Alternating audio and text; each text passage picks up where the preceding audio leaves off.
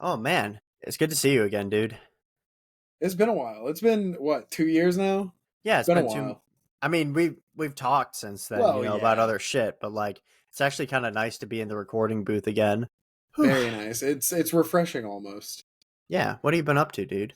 Not a whole lot. Just I graduated. I working a little restaurant job right now, looking for something else, but just kind of hanging out, living bum life for a little bit. Yeah, I've been kind of similarly in like a holding pattern, just like kind of in between things, trying to find different like hobbies and things that are like, that actually interest me and stuff. And, I go through all sorts of like, I went through a couple diets and just like, by the way, the all meat thing, don't try that. What, Do keto? not try that. Yeah, keto, don't do that. It's bad for you. It's very bad. But I did figure out so I did find this kind of mentor figure, this guy who's been helping me out a lot. Sure. He says his name is Carlos Santana. Really? Not The not to my knowledge, it's not like Carlos Santana. He was like, it's Carlo Santana. so just one S then. Yeah, he taught me this technique about like, just like feeling my energy and being able to like put it into the things that I'm passionate about, and I'm really excited to try that. Hell yeah, man. So like, hang on, let me kind of show you how it works, right? So I've got the window open right over here right now, Sure. right? And sunlight is energy, right? Sure. Yeah, so Wait a minute. I think essentially I've seen this before. there's no way you've seen this before. This is like entirely new shit, okay? Like let me explain where it's going. You're feeling the energy through the sun, you're like harnessing it, and like you kind of like control it through your bloodstream and you put it to where it needs to go so that you can harness it in the ways you need to, if that makes sense. Okay. So like, let's say I want to like put my everything into this particular recording, right? Sure. So what I do is I take in the energy from the sun. And then you kind of have to will it to being with words. So podcast yellow overdrive. Josh? Josh, are you dead?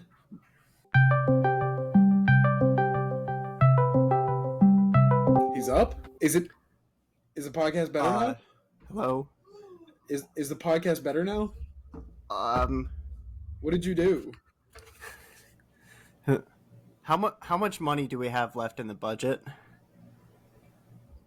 We had $0 before you did that.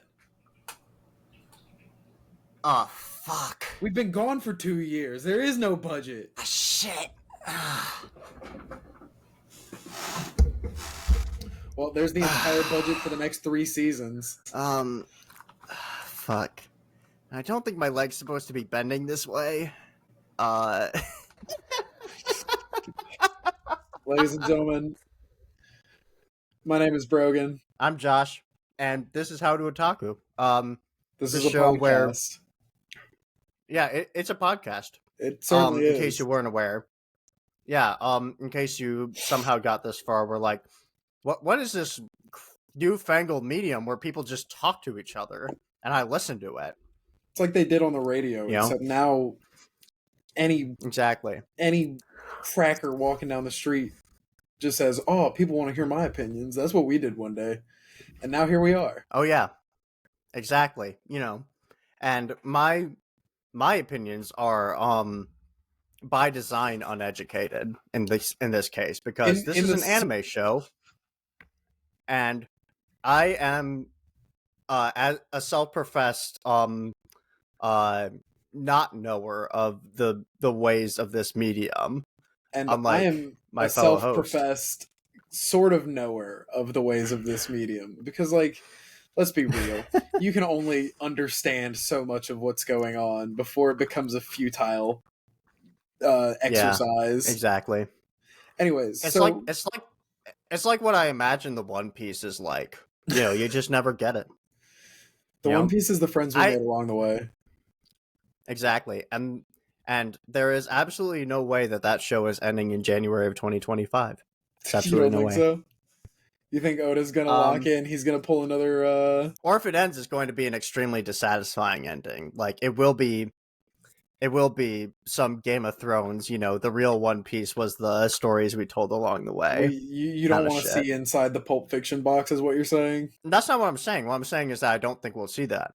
You don't think we'll get to see inside the Pulp Fiction box? Exactly. I don't think we'll get the one.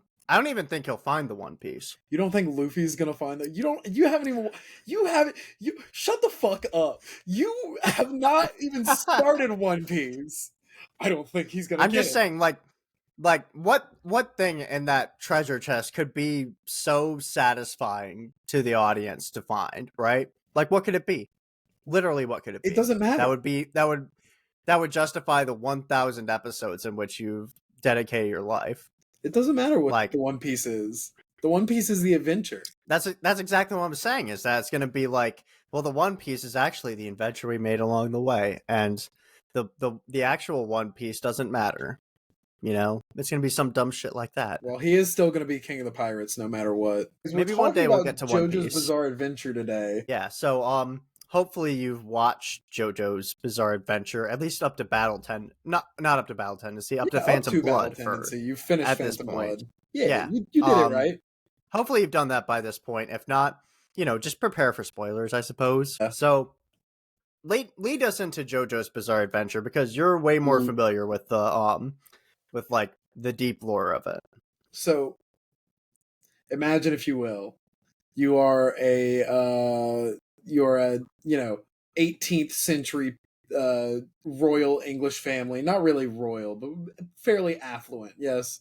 Your name is George Joestar, and you're on a carriage ride home, ostensibly, after collecting an ancient artifact for your private collection, because you are very interested in such things. Along your journey, your carriage falls off a cliff, and you almost die. Your wife does die. The carriage driver dies. Both the horses dead. Your son? He's kicking. Yep. The only problem is it's not looking great. But, well, we're in synopsis mode a little bit. So, carriage falls off. You do have to give some context for this show. Dario Brando shows up. He's a grave robber, ostensibly. And he shows up and he sees this carriage and he's like, I struck gold. Look at these guys' rings. And at this point, George wakes up and he's like, oh shit, thank you. You've saved my life. I am forever at your debt. Anything you need, I will try to help you. Yeah. And this is the worst decision anyone has ever made. And thus begins JoJo's Bizarre Adventure. So this story leads in very quickly to be about the relationship, for the first few episodes at least, the relationship between Jonathan and Dio. Jonathan is the son of George. Dio is the son of Dario. The two of them are important, but not the main focus. We are looking at JoJo and Dio. Yeah. To kind of get into that, like, first of all, like you're kind of setting up an interesting like situation, like right at the outset, right? Like it's this like this person of affluence who is like not super like crazy important, but like of meaningful stature, right? And you know, they have like this real prestige about them, and this real like what's the word I'm looking for? Like, a chivalry to them, yes, I suppose. Exactly. Right? Late, English Empire, they have that kind of great men carry themselves with dignity and honor, the kind of vibe about exactly. it. And they try and live up to it. They are chivalrous. They do what they can to help others. And this is in direct contrast to it's very Tale of Two Cities. It's in direct contrast to the very first instance that we see either Dario or Dio Brando. Josh, what do you think about Shitster number 1? Is Shitster number 1 Dario or Dio? Dio is Shitster number 1. Dio? Okay. He is probably the most instantly dislikable character of any thing I've ever seen, right? Like he is literally introduced as like invading this kind doofy kid's home and like and kicking the shit out of his dog. And that's how like we're introduced to this character who's going to like who is essentially invited into the home out of this oath that George gives to Dario at the beginning, that is like, hey, you know, you're saving me in this time of peril in my life. I'm going to repay a debt to you when the time comes. And so Right. that becomes taking care of Dio when Dario dies. And that's and Dio taking advantage of that situation and then essentially trying to connive his way into the family fortune is kind of Right. the animating principle for the first is like the animating drive of the show for the first 3 episodes. Right. And I think it's done like very well and very efficiently. It is. You get this immediate sense of like, okay, well, this is going to be the arc that is going on. It is going to be this struggle Yeah. between Dio, who is trying to weasel his way into being the prime heir of the Joestar estate, just because he's become so power hungry and so desperate after like he's like, I'm better than this. I've been living on the street. I've been sucking up to my shithead dad for my entire life. I'm better than this. I deserve more. He's very Yeah. self-centered, and he is very driven to do whatever it takes to try and get the power he thinks he deserves. Yeah. And it starts, I mean, as grounded as animes can go, it starts very grounded, but they don't call it JoJo's Yeah. Bizarre Adventure for nothing. Exactly, because through a series of events that we might get more like into in a little bit, essentially it becomes a dark fantasy story where Dio is now like a vampire god, and now JoJo has to learn these interesting powers that are like inverse of the powers of vampires in order Sunlight breathing to karate. like exactly like sun breathing karate in order to defeat Dio. And it becomes this story of like opposing philosophies and opposing energies, and you know like it's very simple in a way, but it's so entertainingly told that like it's not a big deal. And like Right. that through line becomes consistent throughout, even as the insanity of the show gets higher. Right. He Araki really has this way of, no matter what he's trying to show you, he's going to pull you through it. He is going to Mhm. make sure that you are like there for it. There's even we might get there someday. There's a scene in part 8 where there's like a beetle fight going on. Like two guys are fighting beetles. And you get driven through this realm of like what beetle fighting is about, how beetle fighting works, what beetles like biomechanical strengths and weaknesses are when it comes to fighting other beetles. And Yeah. the whole time you're like, fuck, the beetle's gonna lose. He has such a strong way of like making you engaged with the insanity he's trying to show you. Yeah. And like so kind of to like come back to an earlier idea I touched on, which is like there is kind of like the my initial impression early on was that there would be some like level of class divide present in the show, and like it's not a major element, but it is there, right? Like, Right, they you touch on know, it for sure. like the Brandos come from this like place of extreme poverty, and the Joestars by contrast are like, affluence in a way that's like never really explained. Like it's not like the Joestars are like new money, it's never elaborated upon. So Right, like it's just kind of like, I don't know, wealthy old family yeah. from England was around forever. Yeah, but like I'm happy that it doesn't get into like, this kind of like wealth essentialism, I suppose, where like the wealthy people are educated and therefore like have better morals and principles than poor people, because we do get introduced to other people of lesser means, like Right. Speedwagon, who is also like a kind of like down and out criminal, but he actually has like ethics and values and recognizes that in Jonathan when they meet. Yeah, he recognizes that when he throws his James Bond what short Oh stack? What's that yeah, guy's dude. name?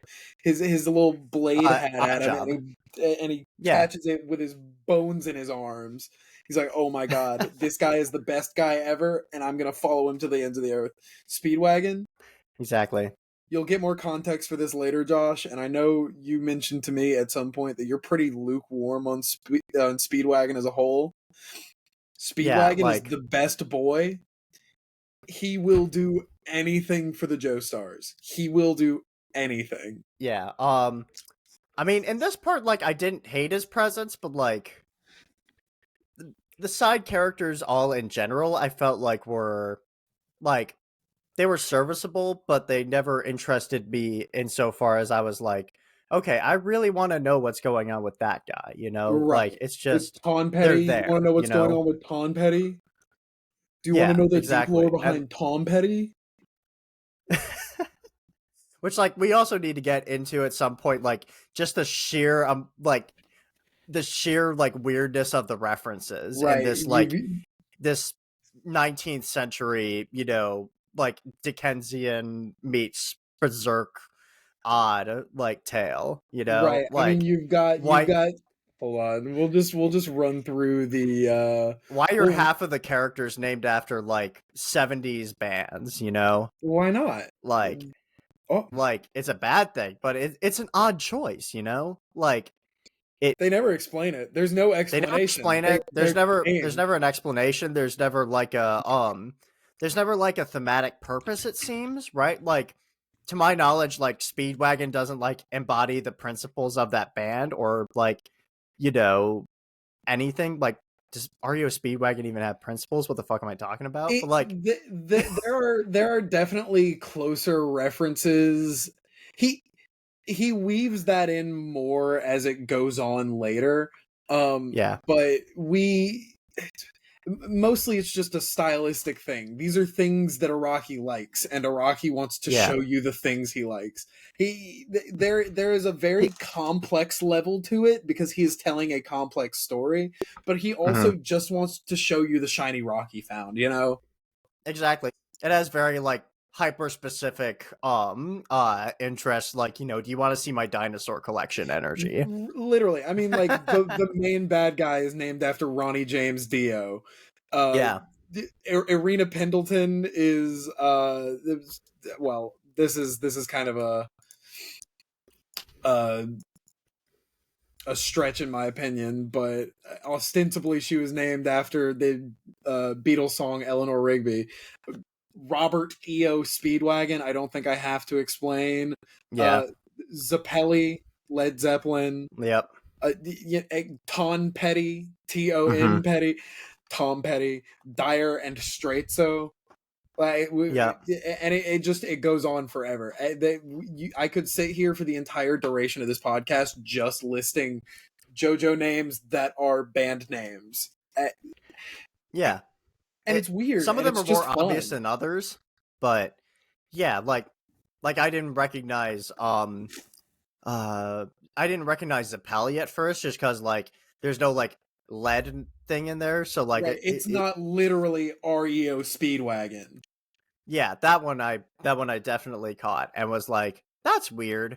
And like the first one is weird because it's the first one you like really catch on to, and it's also like kind of the most stupidly blatant of all of them, Right, right? because I mean that one's the point where you realize, wait a minute, is Dio?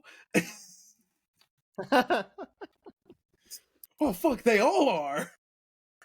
Yeah, like it it is like an interesting choice. And like there are a lot of things about this show that are just like interesting choices, you know, that like you wouldn't expect. And I think that kind of puts you like it kind of puts you on your toes and like I don't know, there's a certain level to which I appreciate that it's not trying to be like it's not trying to like weave this thing together where like it's all kind of like pointing towards one specific thing, right? Like it's just like an amalgamation of all these different things he's interested in. But Right. at the same time, it does create kind of a disjointed thing, you know? And I don't dislike it, but it kind of like creates a thing where like the whole never becomes so much greater than the sum of its parts, if that makes sense. Right. I mean, it's not really adding much.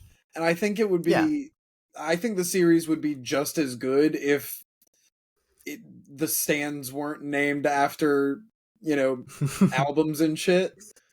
But But it would I be think less memeable. I think I like it more because of that, right? I mean, like Yeah. there's a charming aspect to it. There's a very like I don't know. Again, I Yeah. just can't help but seeing like a kid come up to me and showing me his little rock collection, saying like, "I found this one when I was at the park, and it Yeah. sparkles, and a crow gave it to me." And it's like, fuck yeah, dude! Because it's also so weird because it's from this lens of like they're all American or like at least English language bands for the most part, the overwhelming Hmm. majority. And this is a Japanese man that has grown up Yeah. and lived in Japan his whole life. And it's just this weird, like, it's so interesting to see, like, the rabbit hole of music that he has gone down to be pulling some Yeah. of these names as, like, Yeah. just a Japanese person listening to American music for fun. Exactly, yeah. And like it kind of like how Cowboy Bebop takes a lot of influences from like Exactly. American like movies and television and like a lot of like American sensibilities about those things. It's interesting to see a show like this that's like so interested in like Western culture as far as like, you know, first of all, like the kind of like Victorian London setting, you Right. know? Just Which like not a very typical setting for. I mean, like, I don't. yeah. I'm not entirely familiar with the time period that this was written in. I believe it was the Hmm. late '80s, but like, that's Yeah. not really a typical setting for shonen manga at that time. I mean, like, Yeah. you've got Dragon Ball running, which is like this weird alternate dimension Earth. You've Hmm. got, you know, Fist of the North Star that's an inspiration on this, which is just like post-apocalyptic wasteland. It's got some vaguely Yeah. like Americana influences in there, but it is not so blatant about it, which very few things Yeah. are. And like I said before, it all creates like this interesting tapestry of influences that are like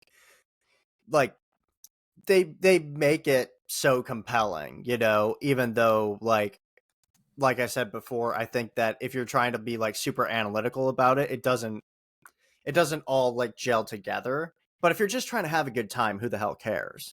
Right. You know? And there are smarter people than us. There are YouTube videos about this. You can go out and watch hours on this shit. People will analyze every single character and how their name and or musical reference like aligns with their character arc in the story. And there are several Yeah. examples of that happening, and it like, you know, you can't say he did it for sure exactly on purpose every single time, you know, because like he's a genius, but I don't know if a person could do that. But you know, there are smarter people than us that can explain that stuff to you, and it is very interesting. But even just looking at it as this Yeah. tapestry of influence is also just it's mind boggling. It's so enamoring to the art, you know. Yeah. Like I'm thinking about how like Jack the Ripper becomes like a minor villain for like two Just episodes, throw him in you there, know? yeah. And like exactly and becomes basically like JoJo's like training enemy to like prove that he like has harnessed this new power properly. For real, and You know, I which love the tension in this show because you never know. Like, Mhm. genuinely, you are always on the edge of your seat. Like, how Mhm. could he do it? He started this morning. There's no way. You're telling me he has to keep Yeah. the wine in the glass while he's fighting, or else he's gonna be abandoned. Zappelli's just gonna leave, and Dio's gonna win. Exactly. Like let's talk about Hamon for a second, Let's talk right? about Just like Hamon.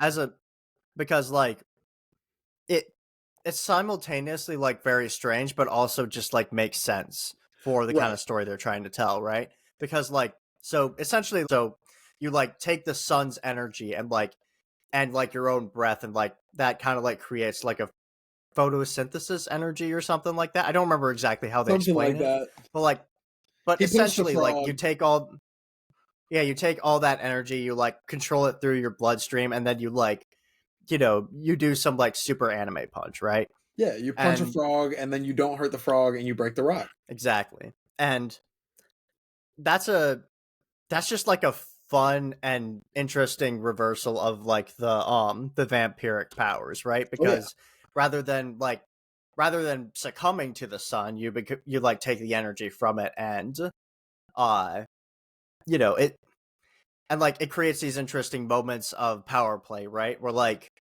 so there's the scene where they're fighting the two knights. Hmm. Um Tarkus and and Bruford. yeah, exactly. And they get thrown into the lake and I pulled JoJo that. can't breathe and like it's dark out so there's no sunlight. So like he has to figure out how to get some energy underwater, right? And that alone, like that kind of like interplay of powers is really, really cool, I think. And Right. like it has like an intuitive sense to it, right? Like it doesn't make logical sense, but the mysticality of it kind of parses, you Right. know? I mean, and there is like an interesting kind of inversion there, like along with like, it plays off the sun, which is like, okay, well, Mhm. the sun is the energy source, whereas like for vampires, the sun is like Yeah. big bad number Yeah. one. Don't touch sunlight. But there's Mhm. also like a deeper layer of it to it where it's like Hamon users are creating energy, whereas like a vampire's whole shtick is like stealing energy in various different Yeah. forms, and it's also very wild to see. This is kind of just like a tangent on the whole vampiric powers thing, but Yeah. how quickly after turning into a vampire, Dio's just like, okay, everybody's gonna be vampires. I'm turning every person I walk past into a vampire. I'm having an army. I'm ruling the world. His neuropathies turn up to 11 immediately. He's like, oh, the second I Yeah. have any form of power over a normal person, I'm exploiting that to the strongest degree that I can. Exactly. Like and that kind of leans into like how it like keeps the stakes relatively like the same and like keeps them on a reasonable trajectory while the story progresses in absurdity essentially, Right. right? It's Like exponential. It literally goes from like family drama to end of the world vampire shit. yeah, But over the it just course of like holds you in it. 3 Three episodes. episodes. 3 episodes. Yeah, and And like you have to get invested, and I know that for a lot of people, part one is a sticking point, which I kind of want to talk about for a minute because, like, mhm, personally, it happened to me. I bounced off this show 3 or 4 times on just the first handful of episodes before I actually like dug into it, and I, yeah, I couldn't tell you why. At this point, I couldn't tell you what was turning me off, but there is something kind of working against it in those first 2 or 3 episodes where it is kind of it lulls you into a sense of security that it's like, okay, well, they call it JoJo's Bizarre Adventure, but this shit's mundane as fuck, you know. But yeah, I promise you, the second you start the fourth episode, you're locked in. You're locked in for life. You're never gonna want to watch another show until you finish literally all 9 parts that are currently written on paper. like I do think that like part of people maybe bouncing off of it is that like it does essentially change genres midway through, right? It Like does. I it mean, turns from midway that through family the first genre. run. Yeah, exactly. And like even though the show is called JoJo's Bizarre Adventure, like unless you have somebody somebody who explains what the show is going to be going into it, which like, JoJo's Bizarre Adventure, I assume is fairly ubiquitous knowledge, at least among like manga and anime fans in Japan, and Right. like certainly them in the West, but like to a layman, you might go into the series not knowing anything at all. So like, you go into that first episode and like Dio kills uh Danny. Dio kills the fucking dog, Danny. Like, literally like throws him into a fucking furnace, which is like an insanely vile thing to do, and like a complete He reversal jumps of like off the carriage and kicks the dog first. Yeah, That's exactly. the very first thing he does. Yeah. And The cat you might thing, assume the cat that's thing. about yeah, and you might assume that's the most bizarre it's going to get, right? That like, Dio and JoJo are like, like everything's kind of normal, but like, you assume that like there's going to be like these insane like things where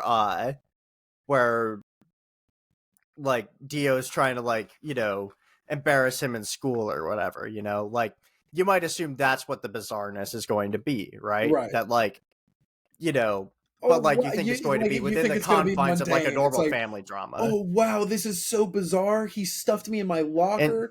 Insane but reasonable, Right. But it immediately like jumps into like, oh no, this is a story about like an Aztec mask turning you into a vampire and then you like trying to take over the world, and now this dumb himbo is trying to stop you with sun magic. It's it at that point, like, unless you really stick with it and you're like knowing exactly what you're getting into, that might be a real turnoff for you, and that kind of Right. makes sense. That's my working theory anyways, but because I understand that you had kind of the pressure to stick through it no matter what, because we're recording a podcast about this shit. But like, if I had said, "Hey, Josh, go watch JoJo's," and you saw those first 3 episodes, would you have come back to me and been like, or would you have been like, what was your take on that? Like, how did you feel about that? Did you feel the bump at all, or were you into it? I didn't, for 2 reasons. First of all, like, the meme culture around JoJo's is so kind of ubiquitous to any person who spends just an unhealthy amount of time on the internet like me, quite frankly. Like, like stands and like specific like poses, and like, there's even a meme about like how many JoJo's memes there are, like, the is that a fucking JoJo JoJo's reference reference? meme. Exactly, because like anything that happens in JoJo's, or like any name of anything in JoJo's, can be so insane that like if you just put like 2 random words together, people might think that it's from JoJo's Bizarre Adventure, because it could be. Yeah, but like, so there's that, and then also I do think that the show is very good at like planting the seeds for that supernatural twist early on. So And the manga if you're is a little paying bit better attention, about that. yeah, but if you're paying attention and you're like, okay, so why is this weird Aztec mask like, having these pincers come out whenever it touches blood? That doesn't make sense, like, and like, it. And I think they introduced the vampiric thing like by episode 2, right? Like that's like it's kind of like towards the end of episode 2 where I think Dio so. Where like Dio goes onto is the roaming down pier the and street. he gets in a fight with a homeless man and then pops the mask on and he's like, "Boom, you're dead. Wait, you're not dead. Yep. You're a zombie and you're gonna kill my shit." And then the sun comes up. Yeah, exactly. Like all of that, I think, does a good job early on of like setting up, the where it's going to go going forward. So like I think I had an understanding of like what the tone was going to be going in. But Sure. that being said, even then it's still like quite a leap, Right. He starts walking up walls in a burning down mansion. He kisses his girlfriend. Oh my god, every time I just can't stop thinking about how much of a fucking bastard Dio Brando is. Dio Brando is like, I hate to say it, but I think we need to cancel Dio Brando. We need to cancel. I don't think he deserves a platform. I think that Dio Brando is his Twitter party. presence. I think his Twitter presence in particular is quite toxic. Like, there was that one time he was trying to like push some NFT or something, and it was I just remember that. That did happen. yeah, it's very disappointing. Like, come on, dude, you're on television, dude. Be better, okay? You are on Be television. better, Dio. Dio, I'm He's on looking at you television a right lot. now. Be better, okay? Clean yourself up. Go to vampire rehab. Just, you know, volunteer at the animal shelter. Be better. Do whatever you need to do, man. You don't even, Josh. You literally don't even know. You have about 1/10 of an iota of an idea of how much of a fucking bastard Dio Brando is, and he's Yeah. already a fucking bastard. Yeah, he really is like the again, like I said before, like the the the great strength of this show is that immediately they give you like an extremely understandable and visceral like primary conflict between these two characters that like it goes so deep into like their primordial souls and like their essences of being, right? Between like the chivalrous himbo energy and like the conniving little shit energy that has no principles, right? Well, they give like It a does that perfect. They give such a perfect painting of this with the whole turnaround thing that they set up, where it's like, okay, they go through college, they're on the rugby team or the football team or whatever the fuck sport they're yeah. playing. They're on the team together, and they're making plays together. They're hitting combo moves on these fuckers. Jonathan is a goddamn truck, and Dio, I mean, and they set this up like, oh, well, we hit this flash forward. Maybe they grew up. Maybe they resolved. No, Dio's a fucking No. bastard. Dio, Dio's a bastard. Dio's a master manipulator. George's Yep. He's He's poisoning poisoning George George Joestar. Joestar. He's poisoning his surrogate father. he is Yep. backstabbing his brother and ostensibly best friend at every Yeah. single turn. Fucking bastard Dio Brando. He is truly one of the most heinous villains, and like it is it does a good job of that, I think, right? Like Josh, just would you setting rather that up go into so the fucking forest well. with Dio Brando or Griffith from the Band of the Or Hawk? Griffith? Is this like Would you the rather bear go question? into, yes, this is the bear question. Would you rather go into a forest alone with Dio Brando or Griffith from the Band of the Hawk? God, that is really tough. You know what? Well, so both attempted to do the end of the world, right? But I would say that like I'm gonna go with Dio just because like Dio doesn't succeed. He doesn't succeed in creating the end of the world. I'm gonna say Dio. I think like Griffith is a more understandable character in a lot of ways, but like I know what I'm getting into with Dio. Dio is a shitter from day Right. one. You know Dio's a But bastard. You know to keep him at arm's length, but like exactly. I could form a But Griffith, relationship with Griffith before he did what he did. yeah, I can form a totally platonic broship with this Where guy. you shower in a fountain together, And then totally platonically. exactly. Yeah, totally platonically. Happy Pride Month. Happy Pride Month! Happy Pride Month. We're recording this on June 2nd. So happy That Pride it's Month. perfect too. because everybody knows that all JoJo's fans, myself included, are gay and don't have rights. This is a long-running community meme. JoJo's fans are gay and they do not have rights. So happy Pride Month, everybody! It's JoJo's. Happy Pride Month to the JoJo's fans out there. But yeah, like just the JoJo's that's fans. also a staple none of of the other that running gays. meme for years. Happy Pride Month to all the JoJo's fans. Yeah, but anyway, I could talk about the art, I suppose, which is like so It's very distinctive.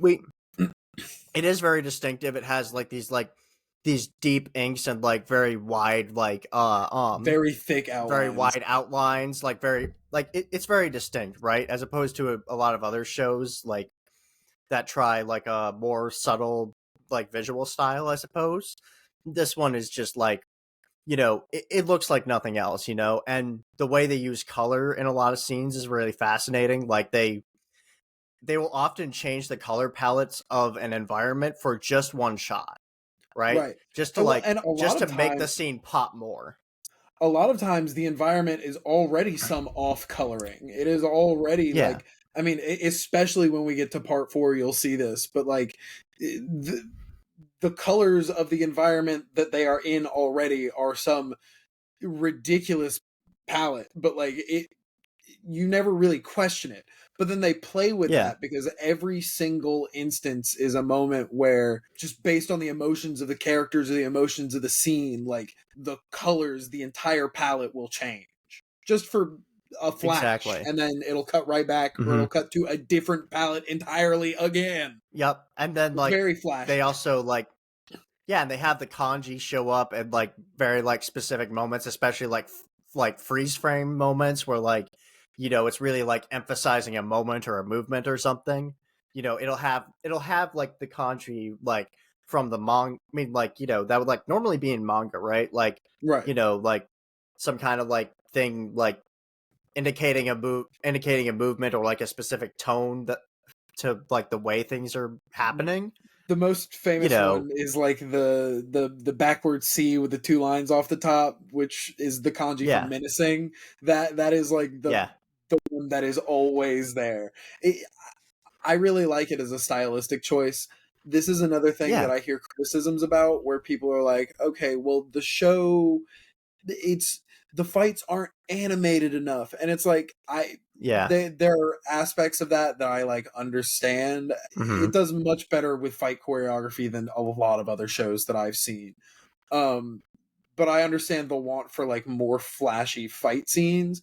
But the show has so Yeah, much going on already, just to like kind of maintain and keep up this style of JoJo's, yeah, that I think, I don't know. I think keeping the yep. shot for shot, not necessarily always one for one, but like keeping the Mm-hmm. more manga pacing and the more manga like panel composition style that it does for a lot of stuff makes sense. Yeah, like so to kind of elaborate on that, like I think so I kind of bounce back and forth on this in my head, right? Like I to some extent I do understand criticisms of the action that like, so anime and manga like there is like crossover and like how those mediums interact and like, all that. And I do appreciate that the show is like so intentional about keeping the style of the manga intact. But Mm, at the same time, film and television and like that language is different from comics. And so like you need to emphasize different things and you need to like lean into the strengths of that medium better. So like I understand that like, you know, if there's like an action scene in the show and it takes like 10 minutes and it's mostly just like people standing around like, thinking something to themselves or like shouting some line about how evil the other guy is, right. which like this show is intent to do, right? Like, In you this know, first season, I will agree. Yeah, there are a lot of shots yeah. of like, okay, well, and especially because Araki is trying to figure out and explain Hamon, there are a lot of Mm-hmm. instances where Speedwagon or Zappelli will just be like yapping for fucking a Yeah. minute and a half while we're in the middle of a fight, where you're like, did he just fucking die already? Did he get hit and die? Yeah. And Zappelli is just like, the hormone is flowing through his body. You can see it because of the way that it is. And you're like, so I get it. But Yeah, I like will say, progressively, but in a lot of ways, this show just evolves in so many ways. yeah, I assume that that's well, first of all because of time and like, them getting better and things and also with like the budget, right? Right. Because I assume that the show probably starts off with a budget that's like here, that's like reasonable, like oh, we don't know how well this show's going to go over with audiences, so we're just going to keep the budget here and then, if this season does really well, We're next going to season's keep going to the be up budget here. the exact And it's same going to and be up make the here and up here animators and up work here. harder. Exactly. Or you could do that, Uh We're looking at I you, sure hope that JJK. David Productions and everybody there is being treated ethically. I sure hope. As far as I'm aware, they are on the better end, but you shouldn't take my word for that, and you should look it up. And Yeah. if they're doing bad worker practices, send them a tweet and Yeah, say, "Why are you doing bad worker practices?" exactly. But like, but at the same time, like, so essentially what they're doing in these action scenes is they're like compressing time, right? Or like they're actually stretching time, right? They're Right, like they're lingering on a single like moment that like if you were looking at it realistically, like might be more like you know 20 seconds or something, right. right? A But turn they in use Dungeons that and to Dragons is 6 seconds long. A turn in Dungeons and exactly. Dragons takes about 5 minutes. Yeah, exactly. It's that sort of thing where like, it's more important to get this information out in these specific beats and like do it that way and have like the interplay of like both like emotional stakes and also like explaining things to the audience. Right. Sit down, And guys. This is what yeah, Hamon does. it's it's like it's very non-literal in a way that I think is important for a show that's trying to be so grand and out there, Right. Like because that even like translates to the first couple of episodes where like, it's just like Dio and JoJo having like this interpersonal beef, right? There'll be moments where, they're JoJo's trying to kick Dio's ass and like, and then like one of them gets punched in the face and then he looks right at the other guy and like He just has a fucking full eats line of it. He just dialogue. eats it. Yeah, He just eats it. exactly. It's playing around with the form in a way that like I don't even know if most live action movies could do, Like it's doing I'm what it even needs. trying to It's think of an doing things that are example. with the medium that are, that are like extremely uncommon, like maybe like something like Scott Pilgrim could pull that off, like That's a live probably action the film with something closest, so like, heightened. right. Yeah. But Because I mean, but they have the fucking impact frames. Like I'm seeing the yeah. Scott versus Patel fight in the theater, Yeah. and they have the whole like integrated like fighting game scene thing happen where it's like Exactly. he punches his hand and then they back up and they do like a pose and there's like a Yeah. graphic on top of it. Yeah.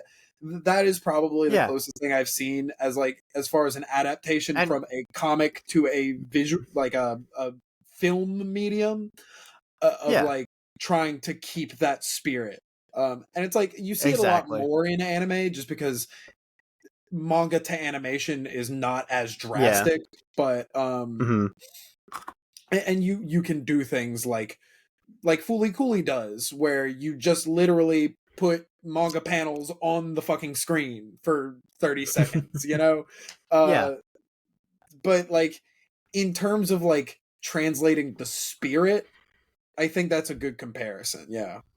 Yeah, exactly. It's translating the spirit of the manga in a way that, other adaptations are less inclined to do, that are trying to like take a fuller take fuller advantage of the medium that they're in rather than explicitly trying to emulate the medium they're adapting from. And Right. and that's a spectrum and that can like vary depending on what you're trying to do. But I think that for a show that's more focused on the melodrama and like these kind of like insane fantastical power plays that are going on rather than like explicitly being about like seeing the coolest way that somebody can punch another guy, Right. I think that it's I think that that succeeds, as like a Well, tonal thing. that through line does continue, like despite the stakes continuing to raise from here on out, Hmm. there is always a deep personal connection to like what is going on and why the fuck we're here. Yeah. um I think we kind of need to get to the end of the show, right? Because like, you know because Yes. uh, the end of this show is important and I think is an interesting setup for what's to come. So Yes. e- essentially, you know, Jojo harnesses these powers of Hamon, and there's a fight scene where Zeppeli dies and ends up like giving his life force and and his energy to JoJo in order to harness and become more powerful than even before. And He so goes he even goes out, further he beyond. fights. Yep, exactly. He and then he like goes out to this town that Dio's essentially taken over and turned entirely into like vampires. And he goes and and he like essentially just like takes out Dio in a way that I would say is like it's a little bit underwhelming, I would say, right? Like Yeah. it part of it is that like that thing that we were talking about earlier where like they don't focus on like making the action super flashy and super visually interesting and focus more on like the drama that's going on because within the action, but at the same time, like when you're having the climax of the show where like the good guy is defeating the bad guy, you often do want to have like a little bit more like you often do want it to have a little bit more pizzazz and a little bit more satisfaction in it. Well, I will say here, one of the things, and I'm sure you found this very distinct, is JoJo battles are very different from other kinds of like shonen manga battles, right? Yeah.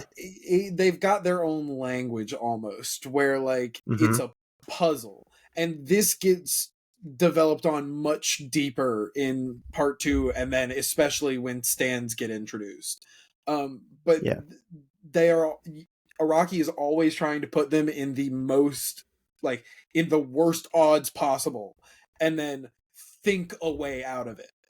And Yeah. they always try to like play with the environment, play with their powers in a new or innovative way that you wouldn't have thought of. I mean, the finger poke thing that or the we don't get there yet, but we've got the like arm dislocation punch. So like he's always playing with like what is the extent of what can happen here.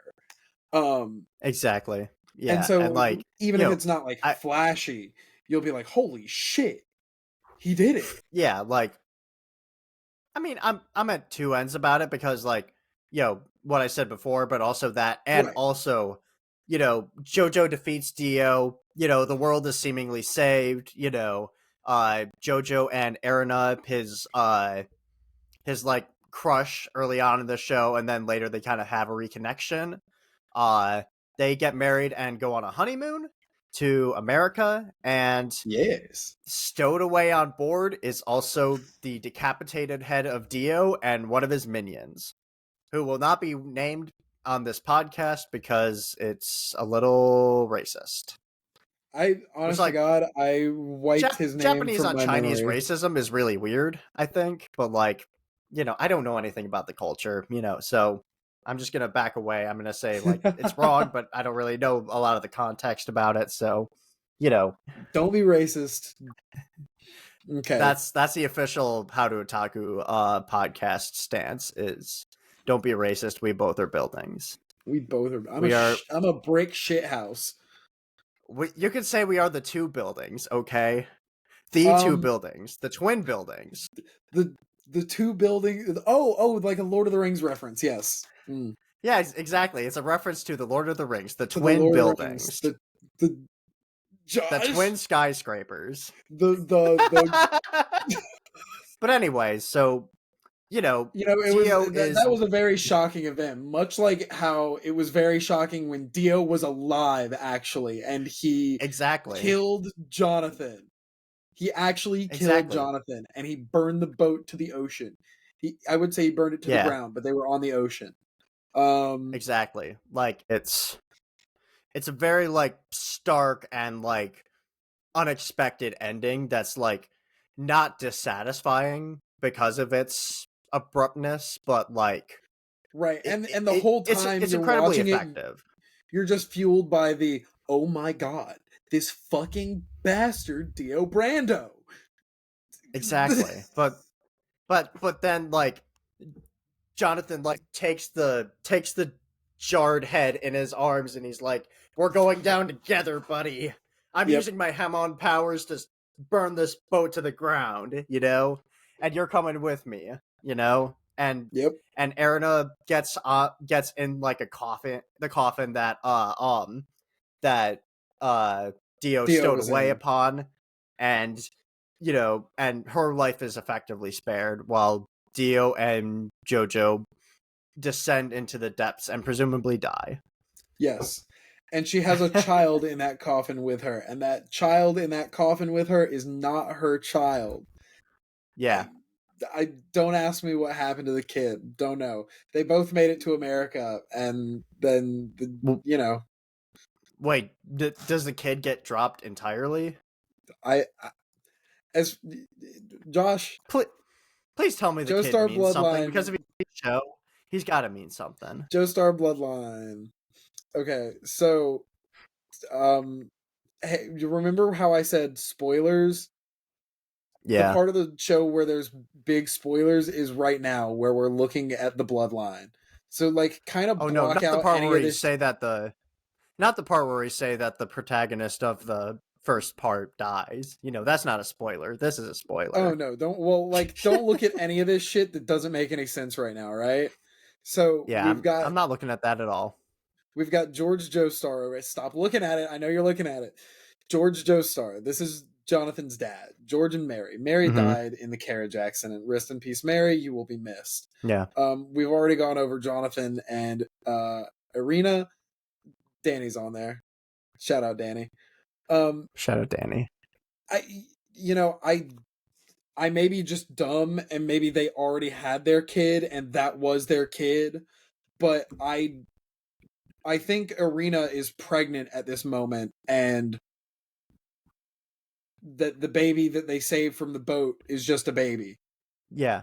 The baby that they save from the boat is the baby of a woman who gets turned into a vampire. Yes. So They just so she's like save saving the her. life of a random baby. Yes. But It's just an act of good citizenry, man. I don't know. What do you want from me? Do I have to have an explanation for every baby I save? Or can I just go save babies, man? Do you want the baby alive or not? I'm not saying I don't want the baby alive. I'm saying, like, why have her save the baby, and like, from a writing standpoint, why have her save the baby in this incredibly, like, important moment, and then not have the baby be something important for the rest of the show? I don't know. Whatever. Don't worry about it.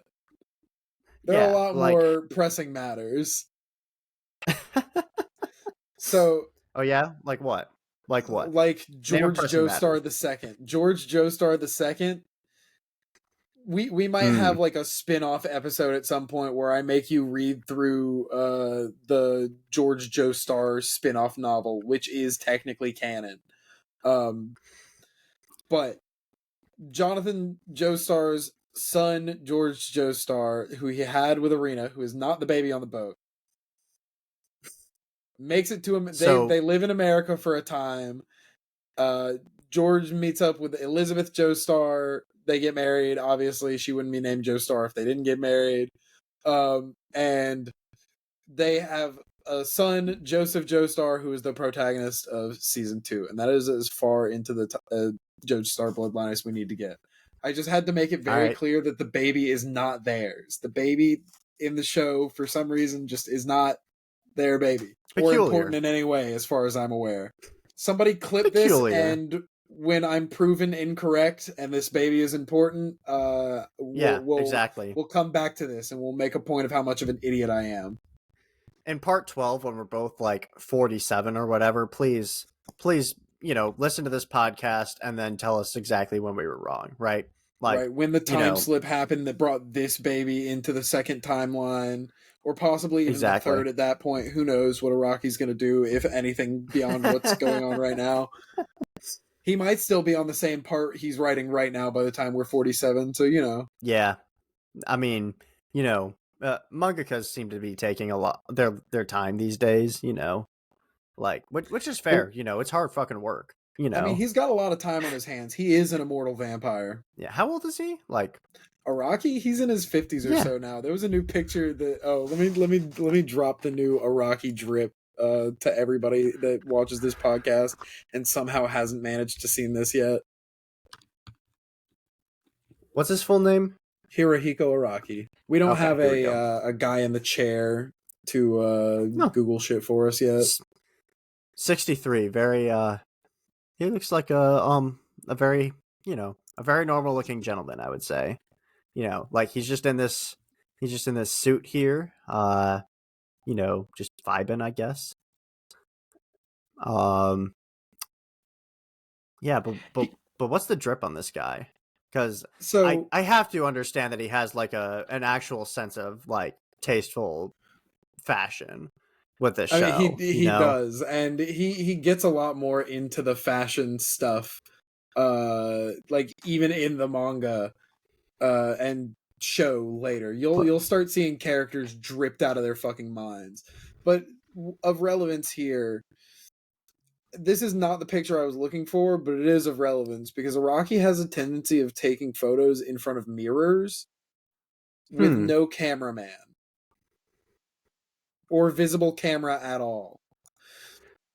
okay. So like that is interesting. Is he just like trying to like remove the artifice? Like he's like, "Hey, I'm taking this picture. Okay, I set up the camera, I put it over there, and like nobody else is here in the room with me." Is that the He's a thing, or stand like? user and he's immortal and he's a vampire and it's an autobiography. Oh, you're saying because you can't see him in the mirror, he's a vampire? Yes. Well, Oh, and the okay. fact that he looks so good for being 60 fucking 2. A handsome gentleman. Look at that man. Hey, look, man. Like he's just writing from personal experience. All right, we all do that, you know. Yeah, exactly. He write what you know. Exactly. And Write Araki what you knows a know. thing or Write two what you about know. being an immortal vampire. Oh hell yeah, yeah. Any? Do you think he ever met Jack the Ripper? Then, like, Probably. He probably shook his yeah, hand once or twice, I would assume. Allegedly. exactly. I don't know. The statute of limitations on shaking Jack the Ripper's hands are probably up by now, so he's good on that. I don't. It's not illegal to shake a murderer's hand, but Eh, I don't know. Yeah, they if got Jack the funky Ripper is laws still, over in yeah, you London. know what, Jack the Ripper, if you somehow survived Oh, that's right, because JoJo's Dio Hamon turned him into blast, a vampire. yeah, if you He would somehow still be survived alive. that, hit us up. We'd love to interview you for this show. I would It'd love to be have it'd Jack be the a fun Ripper on the fucking time. podcast. That would be a very Yeah, interesting like podcast. I would love to have Jack the Ripper on the podcast. exactly. Imagine how many views we'd get if it was like exclusive interview, How to Otaku talking to Jack the Ripper, Jack the actual fucking the Ripper. the 19th century serial killer. He's here, alive. We got it. Exactly. Jack, what do you think about this JoJo's Bizarre Adventure manga that you were in? Oh, I It's think it's fucking pretty nice, slander. Nobody. Nah, it's Uh, slander, man. Nobody ever would have beaten me in a fight like that. Come on, sun breathing karate. You think I'm weak to sun breathing karate? I'm Jack the Ripper. Put a voice filter over that and make and oh yeah, I'll definitely do that. I will oh definitely fuck! Wait, we blew I'll our definitely budget figure on that the out. intro. We don't have it anymore. We did blow our budget on the intro, unfortunately. Our next So 3 seasons budget. yeah. It's unfortunate. It's unfortunate, but hopefully we'll make it through. And if you want to do your part to support this show Yeah, to you help want to help us us make it through the next 3 seasons that we're now indebted for because of the intro for this episode. exactly. You know, just share the show through social media. We're available on all of the social medias essentially now. We got Facebook, Instagram, Twitter, unfortunately, or the artist formerly known as Twitter, The and artist formerly known as Twitter. and until its implosion, TikTok. So yeah, and all that's on at How-to Otaku Pod, one word. And we will not transition to YouTube reels or YouTube Instagram Shorts. reel. YouTube. Sorry. I smited the Overlord. I spit at his feet. YouTube Shorts. Please don't YouTube kill me Shorts. over this. YouTube. We're never doing it. No. We're not YouTube transit. Shorts If is once TikTok is a very short-lived thing, and once TikTok is dead, so am I. yep. And so is short form content in general, Yes. right? Like We will just not be no transitioning more to Instagram no reels. more 60-second videos at that point, Nope. I mean, Uh it's not 60 seconds we'll anymore, have anyways. We'll have Vine compilations, and then we'll have Yes. let's plays and video essays, and that's it. We'll Those are transition fully into a Let's Play channel in about 3 months, and those are the only 3 forms of video content that we think are acceptable. Lefty bread tube hit pieces on why somebody isn't as left as me, and exactly. But just share us, share us through all those platforms with people, and that'll help us get through the show. Yeah, and but if you want to get involved with us as a community, I actually did a big overhaul of the Discord. The link to that's going to be in the description. But yeah, we got a Discord server up here. We got all sorts of different chat rooms about various topics related and not related to the show. Maybe every once in a while we'll host like a live stream there of some kind. It's just a cool little place to be. And if you want to talk to other fans of the show, yeah, if you want to become a part of the community here, go ahead and do that. Just like share your thoughts on the show, both this podcast and the show we're watching, just hang out with us, If you have any feedback on like your video looks terrible or your microphones sound bad, you can keep that to yourself. But exactly. If you have any we don't want to hear disagreements with us on what we said, like I think you're dumb because Zappelli's the best character ever written in fiction, and this is why. I would love to see some of those comments and maybe talk about that next episode. Who knows? Exactly. Yeah. Speaking of next episode, what are we doing next, Josh? So next episode is going to be on June 24th, and it's going to be we're going to be covering Sword Art Online, the Aincrad arc, which is episodes 1 through 14. Yeah, episodes 1 through 14. You can get those on Disney. Well, you can kind of get them on Disney Plus. I went over this in Disney Plus. Don't watch them. They are on Disney Plus. Don't watch them there unless you have ad free. But they will actually they will cut off part of the episode in the ad break, unfortunately, which I've found. So don't watch it on Disney Plus. Watch it on Hulu if you have that, because it seems like they've worked out the issue there, if there ever was one. But that's what I would say. Watch it on Hulu or whatever means you have if you're outside of the United States. And then after that, we're doing JoJo's Part 2, Battle Tendency, on July 8th. And then we got Delicious in Dungeon Season 1 on July 22nd. And you can get both of those on Netflix in the US. Yes, sir. All right. But yeah, that's it for this episode. Until next time, I'm Josh. And I'm Brogan. And we will see you next time. Adios. Peace.